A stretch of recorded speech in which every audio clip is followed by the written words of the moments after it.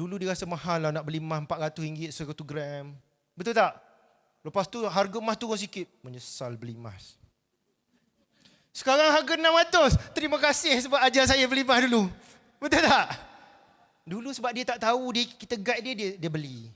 Mula-mula dia tak ada ilmu, dia menyesal. Bila dia ada ilmu, kenapa aku tak beli banyak dulu, masuk 400 1 gram. Step kedua apa? Tuan-puan, pergi bantu orang lain dapat apa, pergi upgrade jadi dealer, bantu orang lain dapat apa tuan-puan dapat.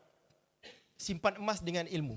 Tuan-puan ada 1000 penyimpan emas di bawah tuan-puan, bantu dia buat macam tuan-puan. Okey, setiap bulan buat saving, buat auto debit, buat menabung dalam gap, dapat bonus sebahagian beli emas. Buat dulu untuk diri sendiri. Itu yang saya buat dulu. Tuan-puan bantu 1000 orang. Jangan cari 1000 orang, pergi bantu 1000 orang. Niat kita nak bagi kebaikan kepada orang lain. Suatu hari nanti dia akan ucap terima kasih kepada tu. Okey, saya nak tanya dealer public gold lah. Siapa kat sini pernah dan dapat ucapan terima kasih daripada penyimpan emas dia? Angkat tangan. Tuan-puan tengok. Sebab apa? Sebab kita bantu dia simpan emas lah hari ni. Dulu dia rasa mahal lah nak beli emas RM400 1 gram. Betul tak? Lepas tu harga emas turun sikit. Menyesal beli emas. Sekarang harga 600. Terima kasih sebab ajar saya beli emas dulu. Betul tak? Dulu sebab dia tak tahu, kita guide dia beli.